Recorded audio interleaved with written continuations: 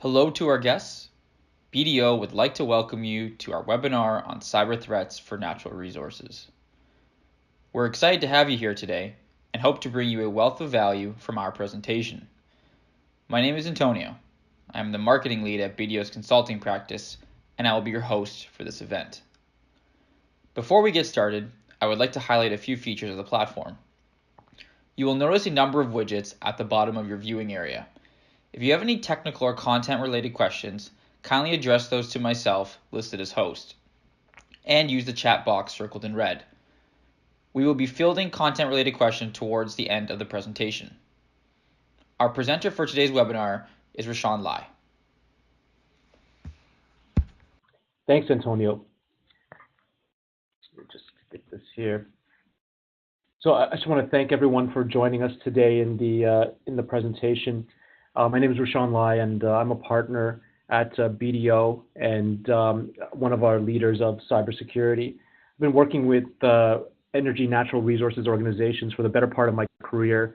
My background's in software engineering and enterprise architecture. And today we have a pretty jam-packed presentation, and we're going to be covering a number of topics, including cybersecurity and the landscape, how it's affecting energy natural resources organizations today, and essentially what you can do to help protect yourselves from some of the emerging threats that are targeting energy natural resource organizations in 2019. So cybercrime by sector. So from a sector perspective, cybercrime is one of the most prevalent areas of attack right now, and energy and natural resources is one of the largest industries at risk of cyber attacks. Cybercrime is such a big threat because many of the technologies within energy natural resources, they were architected and built before cyber was a real threat. And I have an example where there were researchers from Tulsa University that essentially came and tested out whether they could infiltrate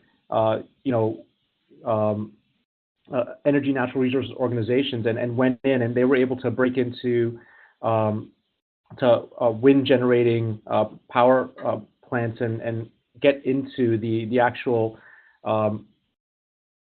and break in just with a lockpick, and then have access to many of the underlying equipment, and then use that to proxy and connect to every other machine that they had within the network. And it really didn't take that much ingenuity, and it didn't take that much time to do that. They were able to access the server and then ping all the other IPs that were connected within that subnet.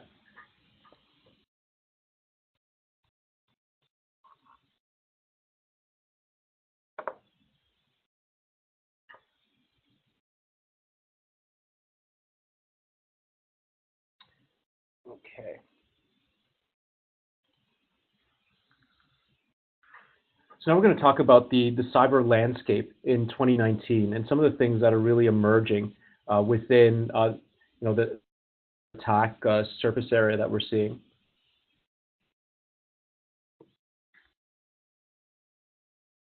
So from a cyber attack scenarios perspective, there are a number of particular scenarios that are most common, and then others that are less common. So from an attack scenarios perspective, the most common are really denial of service, whereby you'll see an attacker try to flood your network with packets, network packets, and essentially try to flood the servers and essentially make them spend most of their time just trying to service requests than actually processing. That ends up taking down the server.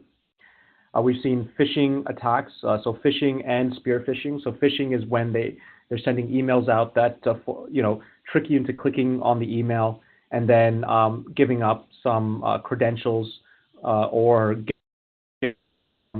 access to your machine. Spear phishing is a specific type of phishing whereby the attacker is really targeting in for a specific person or a specific organization. So the emails will be much more targeted and look contextually more relevant. That would have a higher degree of chance of getting you to click. There's social engineering, where they'll create entire scenarios that essentially trick you into going to a site or going to a link and then giving up credentials. So one of the examples was posting up a notice right on a factory door. There was a case study where a cyber attacker just posted a notice saying, "Hey, please go to this website to ensure that you're enrolled in the health and benefits update for this current year." And people went in and entered in all sorts of different personal information, and that's how they were able to collect all that confidential and then go about selling it or using it to infiltrate further into the organization's network. Malicious insiders, these would be potentially people in the organization that are either trying to damage the organization or people in the organization that are disgruntled and then decide to do some damage by opening up different areas of attack. And then ransomware is the one that we're seeing a lot of recently.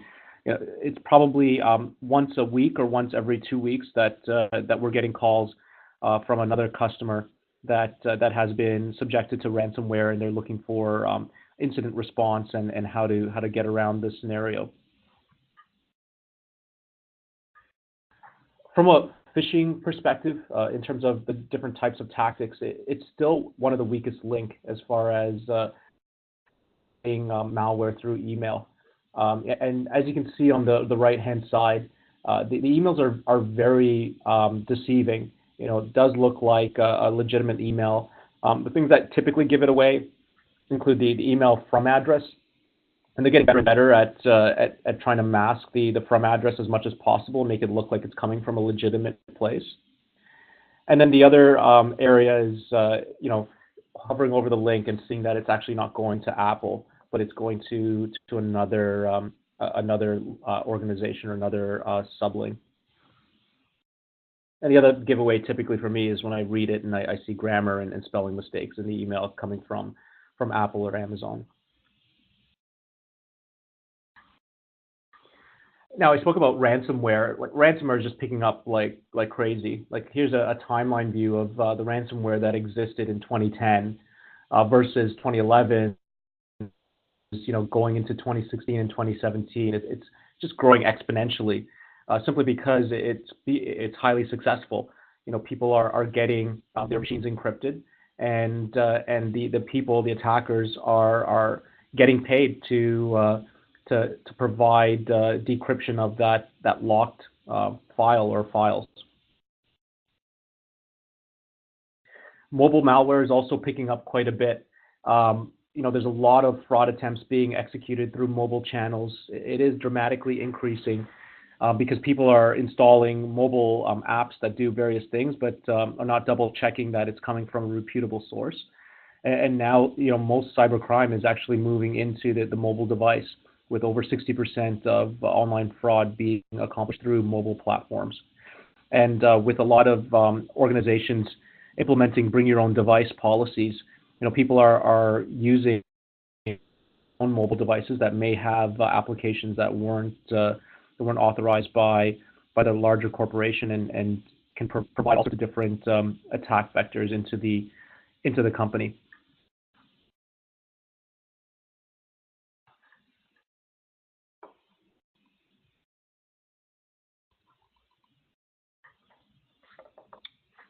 So now, with respect to threats specific to energy natural resources, one of the things that we'll be focusing on in this presentation is really how there's a greater need, a greater urgency around protecting industrial control systems.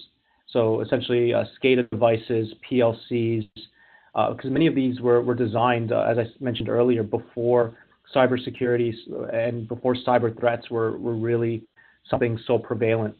Many PLCs don't require authentication to access them. Many ICSs don't transmit data in encrypted format. And many controllers are not patched as often as typical servers and networks because they can be difficult to patch. Accessibility to them is one thing, but they can also lead to reliability issues. These networks, they still lack the visibility and security controls of common corporate IT networks.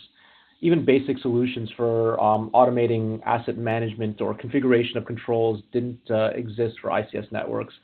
And without fully understanding which of these assets exist in your network, what firmware that they're running, what code and logic that they're executing, what's their configuration, and which one of them are vulnerable, it's hard to measure how to properly protect them. And you can't forget that many of these environments are, they use specialized operational technologies that are provided by vendors like GE and Siemens and Schneider Electric and Rockwell and others will operate differently than typical IT technologies. They use different hardware, they use different software, and they typically use different network protocols as well. So as a result, the out-of-the-box IT security solutions that you use with the rest of your network can be a challenge to implement with these environments.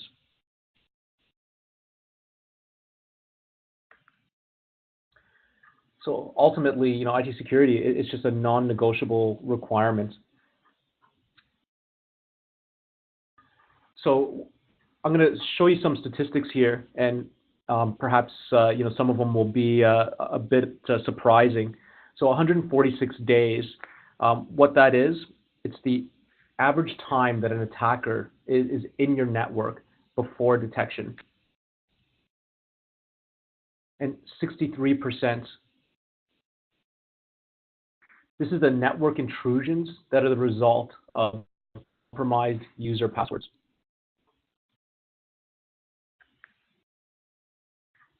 And 41%,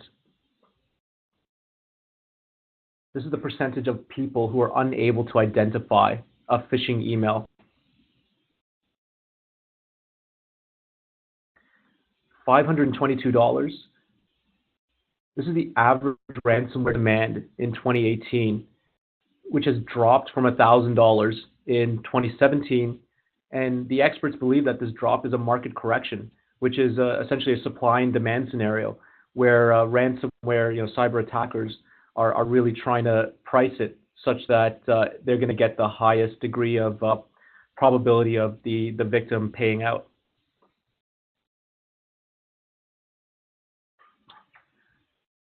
So what I want to talk about right now is a couple of case studies.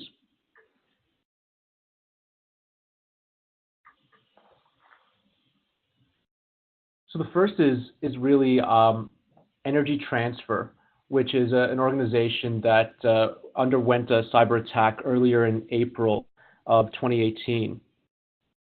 So what happened was they had an attack. They weren't completely sure how the attacker got in, but it was part of their EDI software that they use, and it interrupted communication between themselves and their customers, and they actually had to shut down parts of their operation for a number of hours until they could restore some of the affected systems. And in that time, they actually saw almost a $1 billion market loss for the day in trading, and then it recovered a bit, but ended up being a $160 million market loss for the day. So that's kind of a real incident where they actually had a monetary impact as a result of a cyber attack.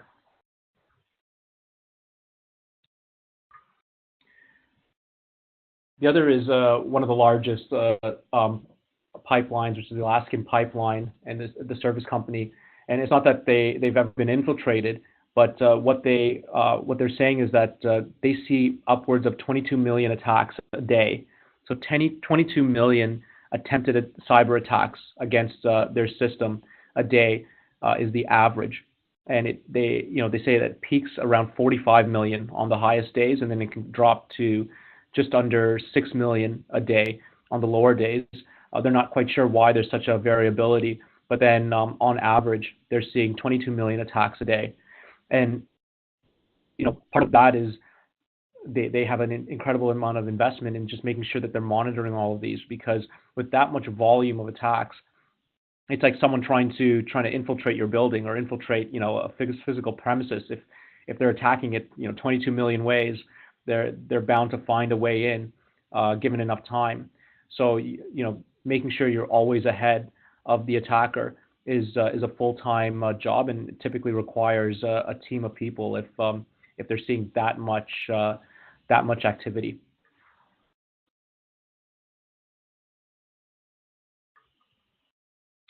So now we'll talk about some of the top priorities for natural resources. So one of them is employee training.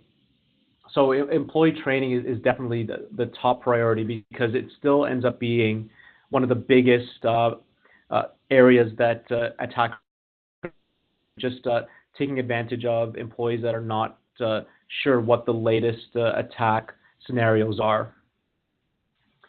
In many cases, training is provided, but it's provided as a one-off. So it's provided once, and then it's never revisited.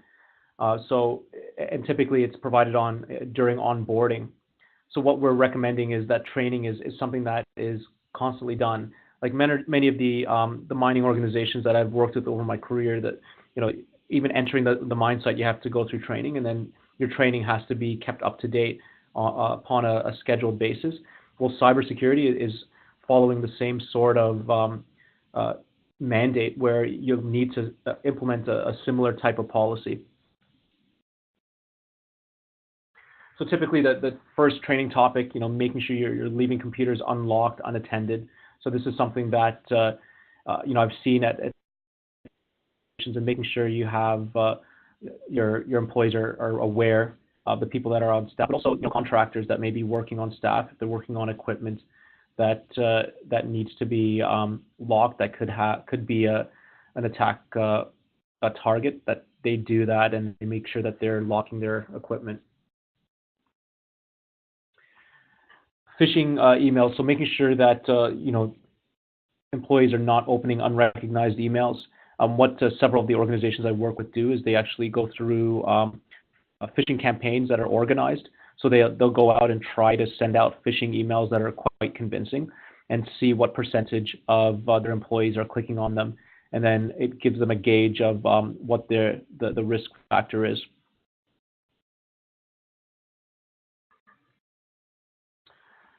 The third is remote work, connected to open networks. What people don't realize is using a remote network, whether it's at Starbucks or the library, that these open networks, unless you're connected to an HTTPS site, so a site that's specifically identifying that you are sending encrypted traffic, that all of your traffic is available to be seen by anyone who's on that same network. So that's how dangerous it is in terms of the amount of data that you're sending across. So anyone is able to see that, and that really applies to emails and traffic on the websites that are not HTTPS protected. The actual term is called packet sniffing, and it essentially allows anyone connected to the same hotspot to see all unencrypted traffic that you're sending.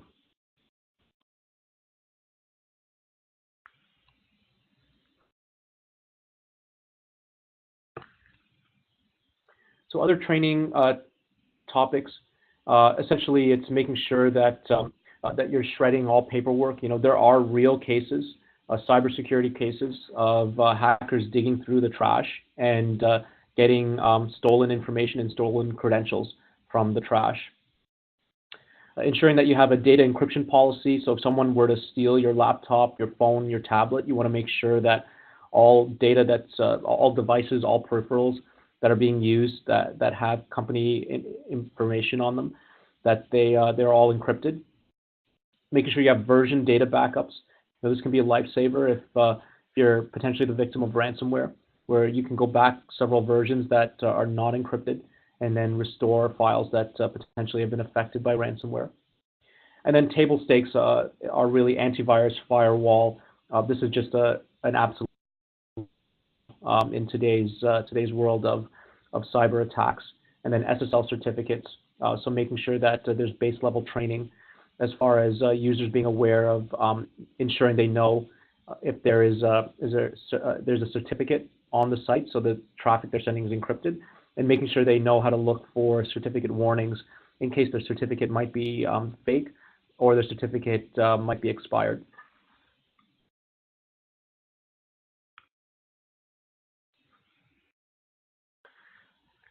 So now I want to talk about 5 tactics to protect against ENR cyber attacks, so energy natural resources cyber attacks that are very specific to energy and natural resources organizations.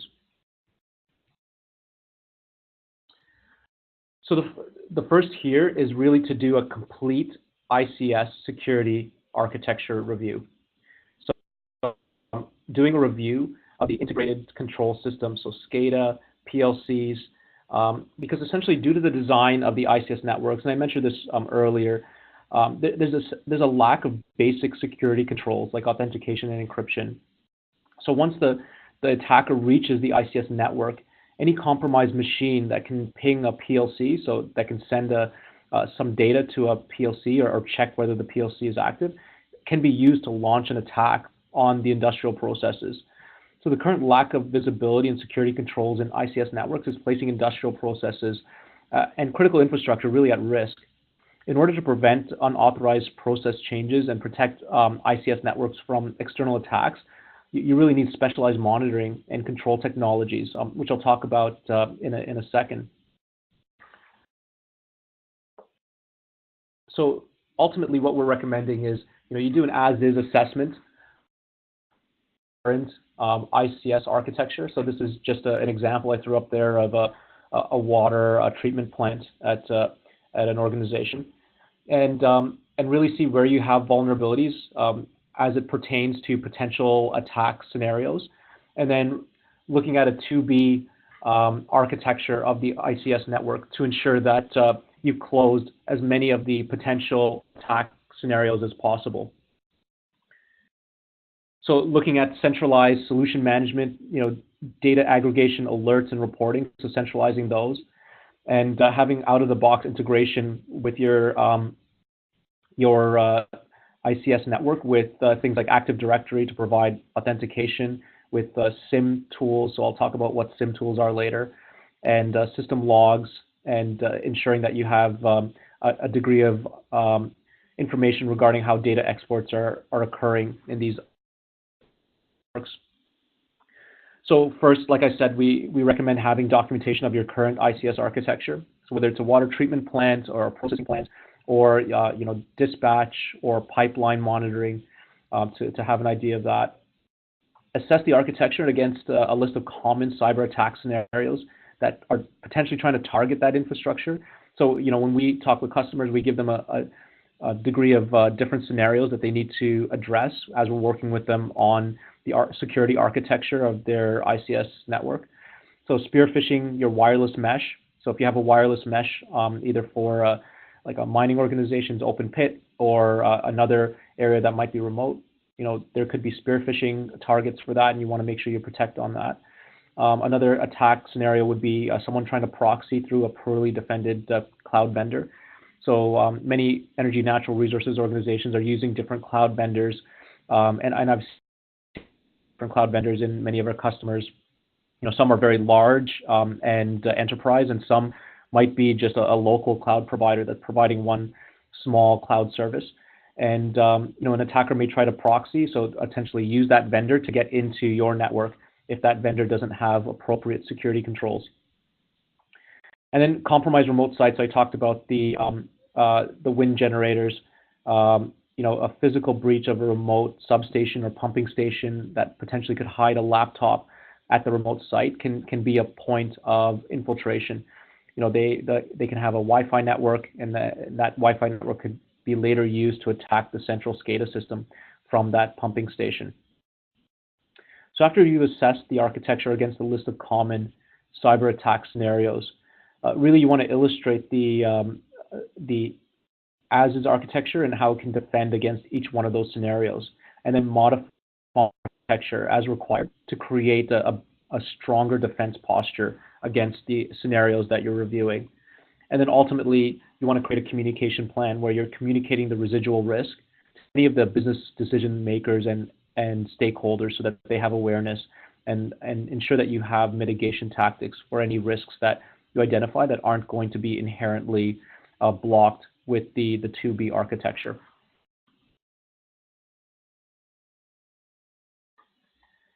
So undertake an overall security risk assessment. And when you're looking at the risk assessment, I highly recommend that you don't rely on compliance alone. Like many energy natural resources organizations have compliance requirements, but sometimes they're not strong enough to really look at all the different aspects of security management and cybersecurity management. So you want to identify vulnerabilities that will be able to create a plan to bridge the security gaps. And this may involve several different types of scheduled risk assessments, including penetration testing and vulnerability assessments, making sure you're doing the phishing tests, which is what I mentioned earlier that we do for some customers. Possibly getting into ethical hacking, which is called red teaming, depending on what type of systems you have and how much you're being attacked. Ensuring that you're encrypting mobile devices, whether it's tablets, laptops, or cell phones. And then making sure that you have a risk score by device. So in addition to your ICS network, but by device, that you kind of know what the risk score is.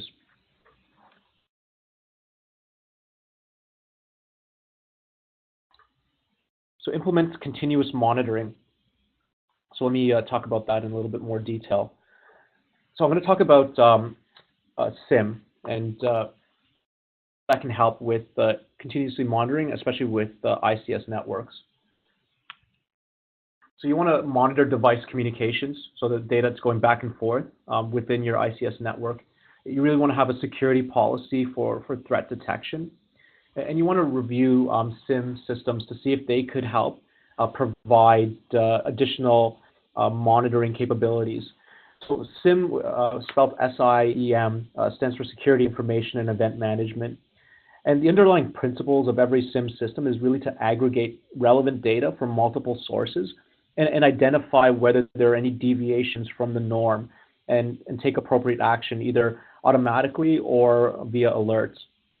So for example, when there's a potential issue that's detected, a SIM log may log additional information. It may generate an alert and instruct other security controls to stop an activity's progress, or it may shut down altogether. And those are things that you can define for, via its rule-based engine.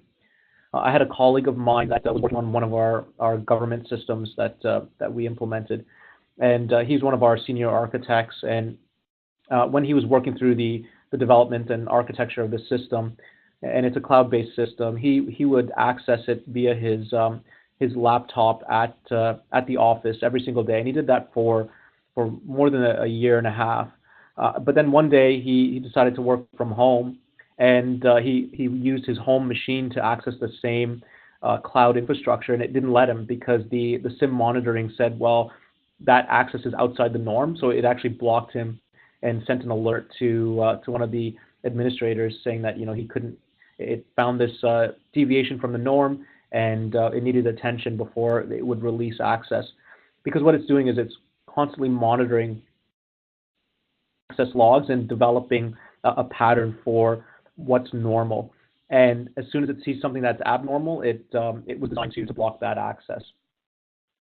So at the most basic level, a SIM system can be used, can be a rule-based engine that employs a statistical correlation analysis to establish relationships between event log entries and the activity that's happening in your ICS network. And advanced SIMs have evolved to include user and entity behavior analysis, like what I just described with my colleague, security orchestration, and ultimately machine learning and artificial intelligence. So when you're going and you're evaluating whether to look at a SIM system, you really want to look at something that has integration with your industrial control systems, your PLCs, your SCADA systems, and that the system can give commands to other enterprise security controls that you might have in your environment to prevent or stop attacks that might be in.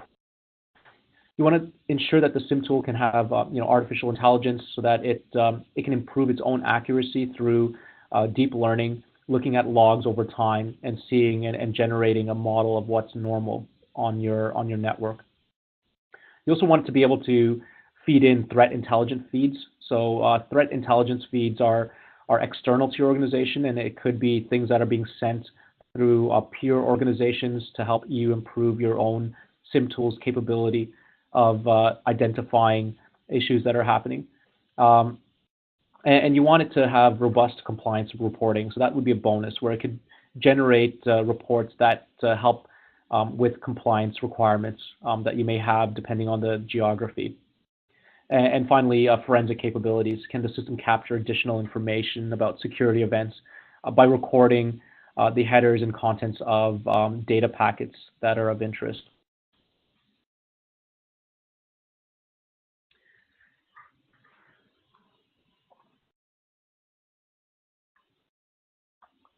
So the fourth item out of 5 is really executing controller integrity validation. So I'll describe what that means. So executing controller integrity validation is really identifying the changes to controllers that are made over your network, including configuration changes, code changes, firmware downloads. So if somebody's trying to get into your industrial control system, your SCADA system, or PLCs, one way to do it is to upload malware right into the system. So instigating a patch of a PLC that looks like a regular hotfix or hot patch, but it actually contains what I'll term a payload of malware being used to essentially infiltrate the rest of your network. So what you want to do is have a degree of monitoring over all changes that are happening to all of your PLCs and being able to identify those changes that are made over the network. You want to be able to identify changes that are made to controllers by physically connecting to the devices via serial cable or USB. It may not be always possible because you have some have thousands of PLCs all over the plant. But what you want to do is do a bit of a spot check across multiple PLCs or SCADA devices, just to see if any of them have been subjected to unplanned changes that were not scheduled and things that weren't actually implemented by the organization, by your organization itself. And ultimately, you want to create a governance policy around how future changes will be implemented. What's the frequency of patching? What's the cadence for the personnel that are responsible for that?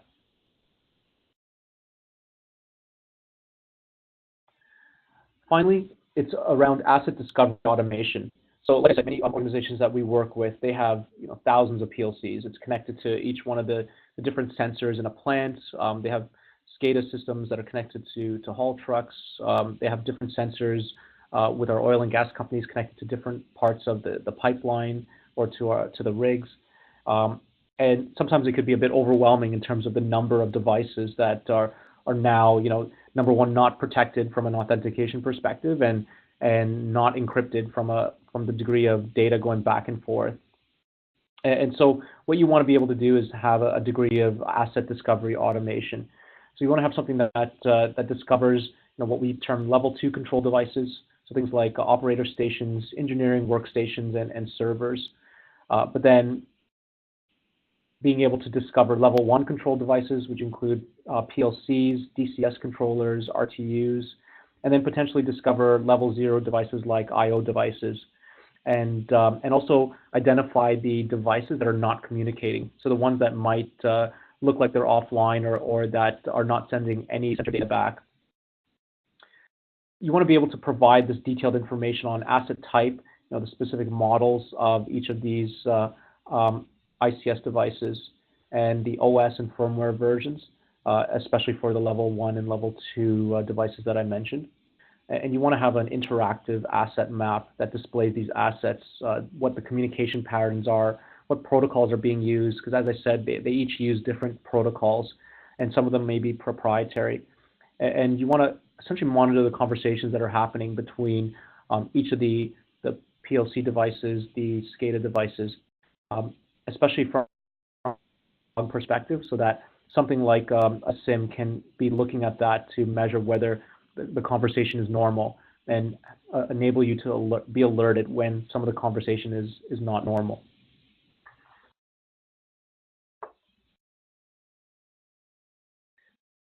So ultimately, what we're describing here is a bit of a paradigm shift. It's really recognizing that cyber attacks are not a case of when, but a case of if. It's a case of when. Sorry, it's not a case of if. It's when it's going to happen. And many of the organizations that we speak to, they're really designing their cyber policies and their backup business continuity policies around the eventuality of having some sort of cyber attack happen. So it's like a bank designing its vaults before the bricks are laid. You must consider the security of your organization from a digital and a physical perspective. And until recently, industrial networks were separated from the rest of the world by air gaps. And in theory, an air gap is a great security measure. You basically have your SCADA systems completely disconnected from the industrial network, which is disconnecting the industrial network from the business network. And the internet puts an impassable barrier in place that prevents attackers from reaching it. But the air gap is really no longer operationally feasible. We're talking about industrial Internet of Things, Industry 4.0, and these trends are really driving organizations to look at improving existing processes by augmenting operational systems to facilitate more connectivity between physical processes and the Internet. And this connectivity, while is an evolution, it really is exposing a previously isolated operational environments to cyber threats. Things that weren't designed to connected to the Internet will find themselves now connected to the Internet, no longer air gapped, and now have all these vulnerabilities because of a lack of appropriate security design. So that was, that's everything that I wanted to really bring to the attention of this audience, and I just want to thank everyone for joining me during this lunch hour, and maybe we can open it up to any questions. Awesome, thank you, Rashan. I had a few private questions come through, and so I'm just going to read those out. The first one being, how are BDO cyber services tailored to help power and utilities organizations protect customer data? So part of what we do from a services perspective, and we have a multifaceted cybersecurity service offering, we do the risk assessments. So we look at where you have vulnerabilities, and we have people that part of our organization, FBI, anti-terrorist group, and so they have all the experience to go in and run these assessments. And what we do is we start with the risk assessment, we look at the gaps, and then we kind of tailor a plan. And for most of our customers, it involves targeted monitoring. So we monitor packets that are going back and forth within the network, right at the perimeter of your network, so that we can see whether there are unfiltered issues and patterns that look abnormal. And then using that type of monitoring, we're able to see if there are signatures, packet signatures that match some of the common cyber attack, ransomware and malware attack signatures that were common in seeing. Awesome, thank you.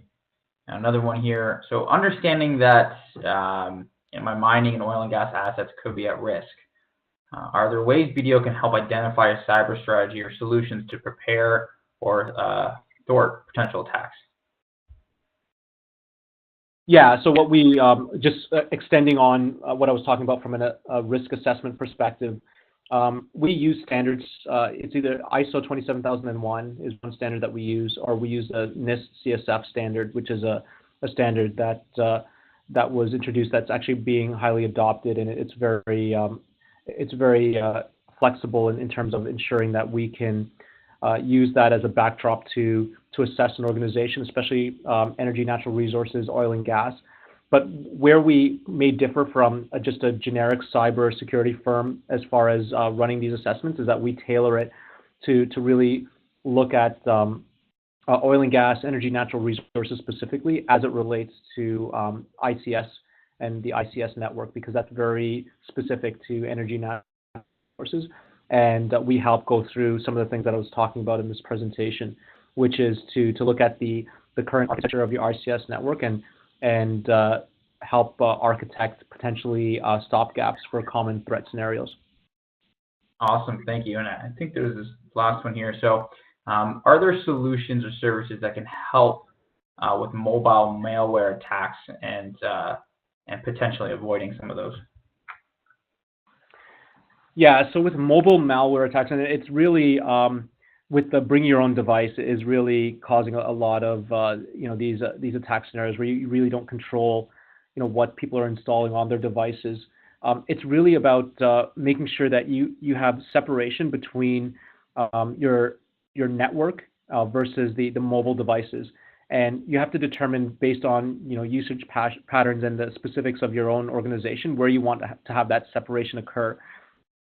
Does that occur on the mobile device itself via encryption and VPN, or does it occur closer to the perimeter of your corporate infrastructure, so closer to the either the cloud environment or closer to the on-premise infrastructure that you have?